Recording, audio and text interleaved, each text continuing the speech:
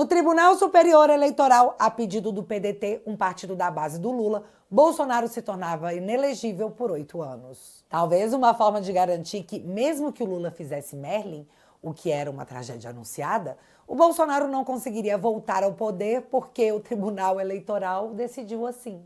Sob os aplausos da mídia tradicional, que não é segredo para ninguém, detesta o Bolsonaro, o inelegível tranquilizava o futuro político brasileiro da atual base do governo. Mas se tornar inelegível por reunião com embaixadores, uma atribuição de um presidente da República, ou inelegível por fazer uma live? Sei não, hein?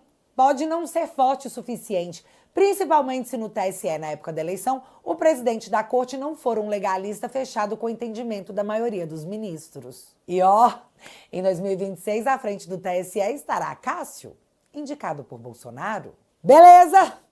Chamem o posto Ipiranga. E não, eu não tô falando do Paulo Guedes, eu tô falando do Cid, o delator da famigerada trama golpista. Se a denúncia no TSE pode ser fraca para deixar Bolsonaro inelegível, vamos para uma ação mais radical. Agora não vamos apenas deixar Bolsonaro inelegível, vamos prendê-lo por tentativa de golpe de Estado. Para se avançar nessa nova empreitada, algumas inovações jurídicas foram permitidas. A vítima ser o juiz, a retirada do direito de se recorrer a uma instância superior, já que o Supremo é a última instância. O cerceamento à ampla defesa, já que o advogado do Braga Neto até 15 dias atrás estava falando que não tinha acesso à totalidade das provas. A pesca probatória, também conhecida por Fish Expedition, que é quando você sai pegando tudo de todo mundo e sai revirando para ver se encontra qualquer coisa. O abuso de medidas cautelares, tão criticadas na Lava Jato. A prática do document dump, que é um excesso de documentos a serem analisados sem prazo para tal. E a condenação que já foi feita antes mesmo que os advogados apresentassem a defesa. Juízes imparciais também era algo a ser garantido pela justiça tempos atrás.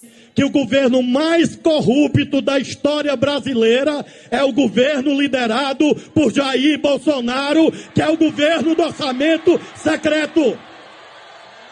O governo do orçamento secreto.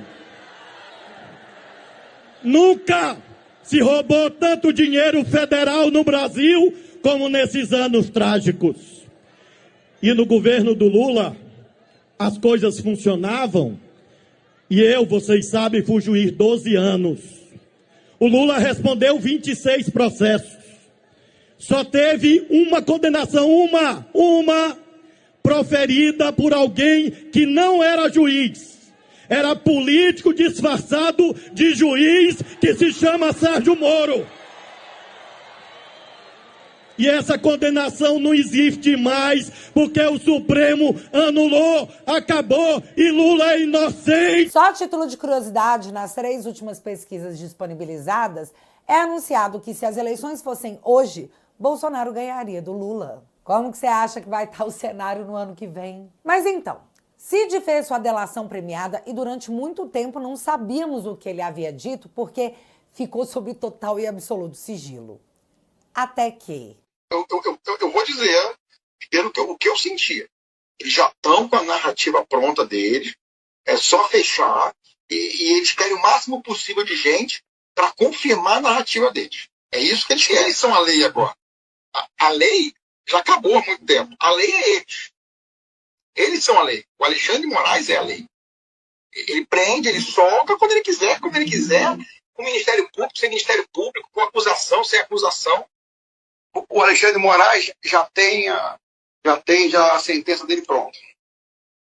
Então, eu acho que essa que é a grande verdade. Ele já tem a sentença dele pronta.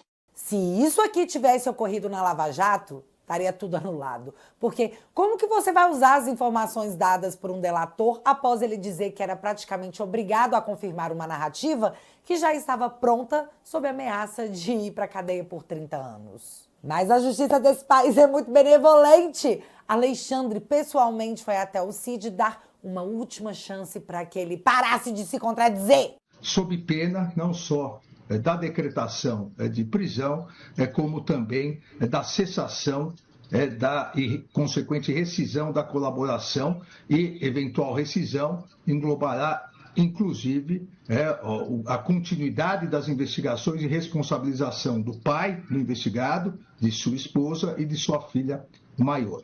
Vamos prender você, processar seu pai, sua esposa e sua filha.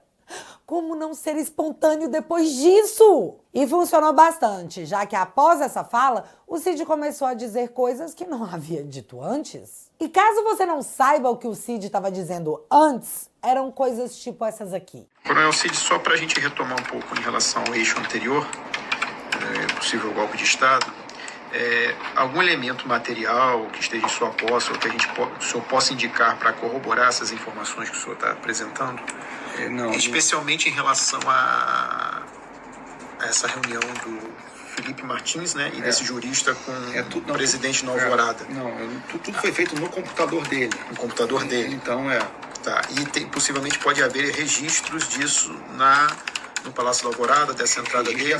De entrada dele. Eu acho que com certeza. O GSI, né? O GSI deve ter o registro de entrada. Dos dois, né? Com o nome dos dois. Talvez, possivelmente, na agenda oficial. E ele levou num computador pessoal dele? Tá. O jurista também tinha computador ali? Estava com computador? Não, acho que já estava só com um.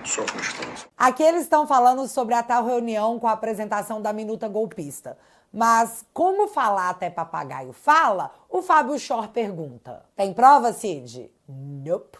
Onde que pode ter essas provas? No computador do Felipe. Aí prendem o Felipe sob uma acusação falsa por 6 meses. Pegam seu computador e seu celular.